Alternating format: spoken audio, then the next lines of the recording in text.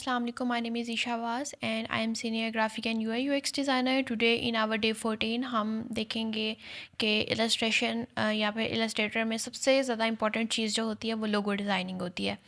And logo designing एक बहुत अच्छी सर्विस में भी आती है. अगर आप एक एज अ सिर्फ लोगो डिज़ाइनर किसी कंपनी में काम करना चाहें तो ये बहुत इंपॉर्टेंट है.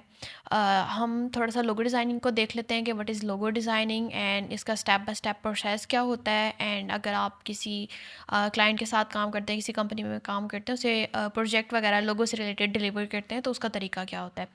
अच्छा, सबसे पहले मैं आपको लोगो डिज़ाइनिंग का बता देती हूँ. लोगो डिज़ाइनिंग जो बेसिकली होती है वो किसी भी कंपनी का मार्क होता है, सिंबल होता है, आइडेंटिफिकेशन होती है. ठीक है, जो कंपनी की रिफ्लेक्शन दे रही होती है कि कंपनी है किस बारे में. ठीक है, जैसे कि आइडेंटिफाई करने के लिए किसी भी कोई पोस्ट है, कोई प्रोडक्ट है, जैसे कि आईफोन है, अब वो एप्पल का जो सिंबल है वो यूज़ करते हैं अपनी आइडेंटिफिकेशन के लिए. ठीक है, इसी तरह फूड प्रोडक्ट है, चीटोज़ है, नाइकी है, शूज़ ब्रांड है, अब उन्होंने अपनी आइडेंटिफिकेशन के लिए एक मार्क बनाया है. ठीक है, तो उसे हम लोगो कहते हैं, जिसमें हम रिफ्लेक्शन हमें शो हो, हमें पता चल जाए कि देख के ही कि ये किस चीज़ से रिलेटेड है. ठीक है, या फिर हम नाम पढ़े तो हमें पता चल जाए अच्छा ये इस कंपनी की है. ठीक है, एंड उसके अलावा फिर लोगो डिज़ाइनिंग की भी डिफरेंट टाइप्स होती हैं. मार्क वाले लोगोज़ भी होते हैं, कुछ टाइपोग्राफी में भी होते हैं, जैसे कि चीटोज़ और नाइकी के मैं बात करी थी तो वो देखिए टेक्स्ट को यूज़ करते हुए उन्होंने फ़ॉन्ट बनाया हुआ है. ठीक है, जहाँ और साथ में आईफोन या एप्पल का जो है उन्होंने वो आईफोन पे भी आप देखते हैं सिर्फ एक मार्क लगा हुआ है. ठीक है, वो मार्क वाली फॉर्म में आ जाता है. कुछ होते हैं कि मार्क एंड जो टाइपोग्राफी होती है दोनों को भी फॉलो करते हैं. ठीक है,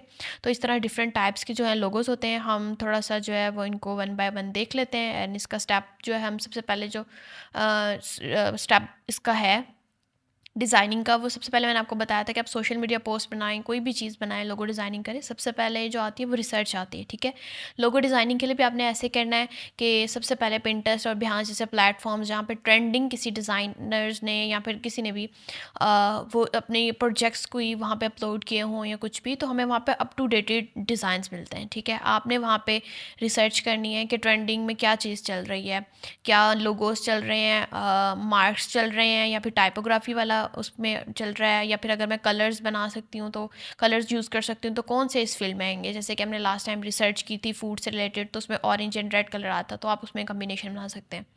नेक्स्ट ये है कि अगर आपने किसी भी क्लाइंट को लोगो डिलीवर करना है तो कभी भी आपने ऐसे नहीं करना कि आपने एक लोगो बनाया आप सिंपल उसको डिलीवर कर देंगे. ठीक है, आपने ऐसे नहीं करना, क्योंकि हो सकता है आपको वो लोगो पसंद हो लेकिन वो क्लाइंट को वो पसंद ना आए. तो इसलिए हम लोग फिर से ये होगा कि आप उसको देंगे, वो फिर जब भी देखेगा आपको रिप्लाई देगा, फिर आप उसके ऊपर अपडेट करेंगे, फिर वो मतलब ये काफ़ी टाइम वेस्टेज वाला हो जाएगा, बहुत लंबा ये प्रोसेस हो जाएगा. तो इस चीज़ से बचने के लिए, अपना टाइम और क्लाइंट का टाइम बचाने के लिए, प्रोफेशनलिज्म को मेंटेन करने के लिए लोगो डिज़ाइनिंग का तरीका ये होता है कि आप वेरिएशंस जो हैं वो प्रोवाइड करते हैं. ठीक है, वेरिएशंस होती हैं कि आप डिफरेंट एक ही लोगो को डिफरेंट स्टाइल से बनाएं. कम से कम 3 से 4 आप वेरिएशंस दें, डिफरेंट स्टाइल में बनाएं, ताकि क्लाइंट को कोई तो एक उसमें से पसंद आएगा. तो फिर इससे ये होता है कि आपका टाइम भी मैनेज हो जाता है कि आप एक ही टाइम बैठ के उसको बना के आगे जो है वो फॉरवर्ड कर देते हैं. ठीक है, क्लाइंट को भी उसमें से कोई ना कोई डिफरेंट स्टाइल है तो एक पसंद आ ही जाएगा. ठीक है, एंड अब हम थोड़ा सा जो है वो देख लेते हैं स्टार्ट से.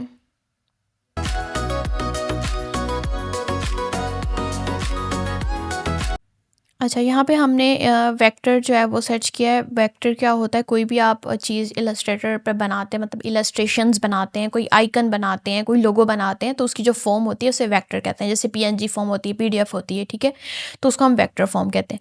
यहाँ पे जो आपको नज़र आ रहा है ये इलस्ट्रेटर पर बनाया हुआ है. ठीक है, ये आपको जो पिक्चर नज़र आ रही है इलस्ट्रेशन बनी हुई, ये जो आपको इरेगुलर शेप नज़र आ रही है, ये सारी ये वाली आपको नज़र आ रही है, ये पिक्चर जो बनाई हुई है. ठीक है, इलस्ट्रेटेड अवतार फॉर्म में, तो ये सब इलस्ट्रेटर में बनी हुई है. ठीक है, इन्हें इलस्ट्रेशंस कहते हैं. एंड हम जो है अब रिसर्च को देख लेते हैं कि अब रिसर्च आपने हमेशा स्पेसिफिक रखनी है. आप कभी भी सिर्फ लोगो डिज़ाइन ऐसे सर्च करेंगे तो यहाँ पे आपको मल्टीपल लोगोस आ जाएंगे. ठीक है, डिफरेंट फील्ड से रिलेटेड आ जाएंगे. इससे आप जो है वो सही रिसर्च नहीं कर पाए. आपने हमेशा अपनी रिसर्च स्पेसिफिक रखनी है. ठीक है, अब आपने किसी कंपनी का कर रहे हैं, जैसे कि आप फूड से रिलेटेड कर रहे हैं, तो आप यहाँ पे फूड लोगोस भी सर्च नहीं करेंगे. फूड करेंगे तो फिर मल्टीपल फूड के आ जाएंगे. ठीक है, कैफ़े का आ जाएगा, पिज़्ज़ा से रिलेटेड आ जाएगा, स्पाइसी का आ जाएगा. ठीक है, शेफ़ होम शेफ़ का आ जाएगा, मतलब डिफरेंट आ जाएंगे. आपने स्पेसिफिक इस तरह रखेंगे कि आपने देखना है जो आप जिस कंपनी का डिज़ाइन कर रहे हैं उसकी स्पेशलिटी क्या है. ठीक है, उसका कोई फूड आइटम है, स्पेसिफिक एक سروس پرووائڈ کریں، ان کی اسپیشلٹی کیا ہے، وہ کس بارے میں ہے. ٹھیک ہے، آپ نے یہ پہلے چیز اس کی ریڈ کرنی ہے. اگر آپ کے پاس کلائنٹ نے بتایا ہوا ہے تو ورنہ آپ کلائنٹ سے لوگوں کے بارے میں ریکوائرمنٹس لیا کریں کہ وٹ از دس اباؤٹ، مطلب آپ کا جو کمپنی ہے وہ کس بارے میں ہے یا پھر اس کی سروسز کیا ہیں، اس سے ریلیٹڈ آپ ان سے ویب سائٹ یہ چیزیں جو ہیں. آف کورس اگر اسٹارٹ اپ ہوگا آپ اس کو ری برانڈ کریں تو وہ آپ کو پرانے والی چیزیں ہی فارورڈ کریں گے کہ ہماری اس میں. اگر بالکل ہی وہ اسٹارٹنگ میں تو آپ ان سے ریکوائرمنٹ لیں کہ آپ کی کمپنی کس بارے میں یا کیا سروسز پرووائڈ کریں، اس کی اسپیشلٹی کیا ہے. ٹھیک ہے، تو اب ہم یہاں سے اب ہم اسپیشل ایک اسپیسیفک پیزا لوگو دیکھ لیتے ہیں. اب میں نے یہاں پہ اسپیسیفک کر دیا کہ ہمیں پیزا ریلیٹڈ میری کمپنی ہے تو میں نے اس سے کرنا ہے. اب یہ دیکھیں آپ کے پاس ڈفرینٹ یہاں پہ آ گئے ہیں اسٹائل. اب آپ اس سے اس کلر ویریشنز بنا سکتے ہیں، یہ کلر میں بنا سکتے ہیں، براؤن میں، ریڈ میں، لیکن آپ انہی کلرز کے گرد جو ہے وہ رہیں گے کیونکہ دیکھیں آپ موسٹلی یہاں پہ کلرز یہی فالو ہوئے ہیں. ٹھیک ہے، یہ ٹیسٹی دکھانے کے لیے فوڈ کو یوز ہوتا ہے. نیکسٹ یہ ہے کہ جو میں آپ کو بتا رہی تھی ٹائپوگرافی اینڈ آئیکن فونٹ، اس کا میں آپ کو ڈفرینس بتا دیتی ہوں. یہاں پہ جو آپ کو نظر آ رہا ہے یہ اس میں ہم نے انہوں نے جو لوگو یوز کیا ہوا ہے اس میں آئیکن بھی یوز کیا ہوا ہے، ٹیکسٹ بھی یوز کیا ہوا ہے.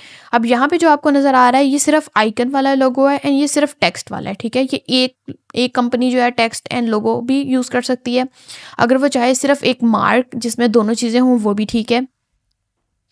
اینڈ یہاں پہ ہم تھوڑا سا دیکھ لیتے ہیں، یہاں پہ آپ کو ڈفرینٹ جو ہیں وہ لوگوز وغیرہ نظر آ رہے ہیں. اب آپ یہاں پہ دیکھیں یہاں پہ بھی جو ہے دونوں چیزیں یوز ہوئی ہوئی ہیں. اب یہاں پہ دیکھیں کہ آپ تو یہاں پہ آپ کو مارک صرف نظر آ رہا ہے. تو یہاں پہ کچھ کمپنیز ہوتی ہیں صرف مارک کو یوز کرتی ہیں، کچھ ہوتی ہیں صرف جو ٹیکسٹ فارم ہوتی ہے اس کو یوز کرتی ہیں. میں نے آپ کو اور بھی دکھائی دی، جیسے یہ دیکھیں اب یہ پی کو ہی انہوں نے وہ اس میں لوگوں کی فارم مطلب پزا کی شیپ دی ہوئی ہے، یہ ٹائپوگرافی فارم ہے. ٹھیک ہے، مطلب ٹیکسٹ کو یوز کرتے ہیں. یہاں پہ دونوں، یہاں پہ مارک اور وہ یہاں پہ بھی ٹیکسٹ فارم کو یوز کیا. تو اس طرح ڈفرینٹ اسٹائل ہوتے ہیں. اب سپوز کر لیتے ہیں کہ آپ نے ایک کلائنٹ کو ویریشن دی ہے 1 2 3 4، آپ نے یہ لوگوز جو ہیں ان کو پرووائڈ کیے ہیں. ٹھیک ہے، اس میں سے وہ ایک ڈن کرے گا، جیسے وہ کہتا ہے کہ مجھے یہ پسند ہے، ہم اس کو فائنلائز کرتے ہیں. ٹھیک ہے، کبھی کبھار ایسا ہوتا ہے کہ کلائنٹ آپ کو یہ کہہ سکتا ہے مجھے لوگو یہ پسند ہے لیکن کلر مجھے یہ پسند ہے، تو آپ ایسے بھی آپ ایک اسٹائل بنائیں گے تو وہ بھی ویریشن ہوگی.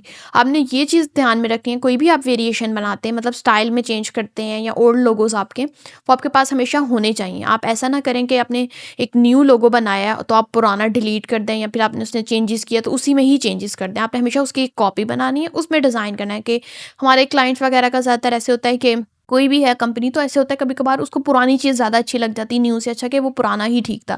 تو پھر یہ ہے کہ اگر آپ کے پاس ڈیلیٹڈ فائل ہوئی یا پھر ایسے کچھ ہوا تو پھر بہت ایشو ہوگا.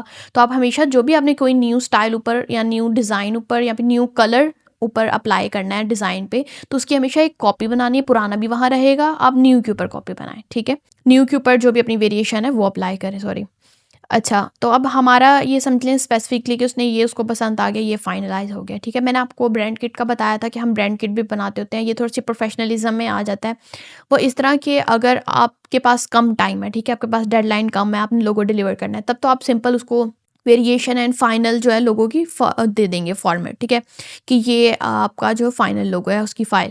اینڈ اگر تو آپ کے پاس ٹائم ہے، ٹھیک ہے، تو کلائنٹ نے اگر آپ سے نہیں بھی پوچھا، بولا کہ آپ برانڈ کٹ بنائیں تو آپ اپنی طرف سے دیں. ٹھیک ہے، آپ اپنی طرف سے ایڈ اپس کریں کیونکہ آپ یہ تھوڑا سا پروفیشنلزم کی طرف آ جائے گا کہ آپ جو ہے وہ اپنی ایکسٹرا ایفرٹس پٹ کریں، پروجیکٹ کو ٹائم دے رہے ہیں. ٹھیک ہے، تھوڑا سا کلائنٹ کو بھی پتہ چلے گا کہ یہ اس کے پاس یہ بھی اسکل ہیں کہ مطلب یہ انہینسمنٹ کر کے آپ اپنے اچھے سے اپنے لوگوں کو اپنا پریزنٹ کر سکیں گے. ٹھیک ہے، اینڈ آپ نے کبھی بھی کوئی کام کرنا ہے، چاہے آپ سنگل کلائنٹ کے لیے کریں، کسی کمپنی کے لیے کریں، تو آپ نے کبھی بھی یہ نہیں سوچنا کہ یہ تو تھوڑا سا کام ہے یا پھر یہ کم پے کر رہا ہے تو مجھے اتنی ایفرٹس پٹ نہیں کرنی چاہیے. ایسا کبھی بھی نہیں کرنا.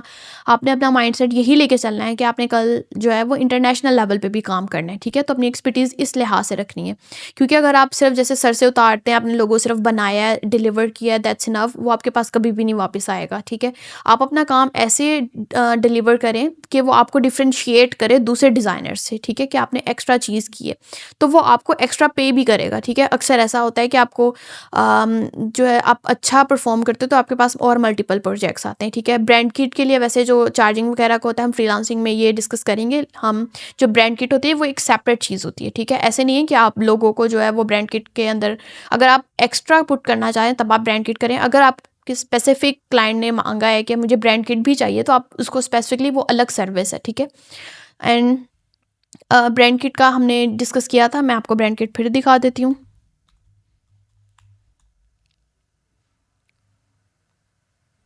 جیسے یہ ہمارے پاس ڈفرینٹ وہ آ گئی ہیں ہم یہاں پہ ایک ڈسکس کر لیتے ہیں.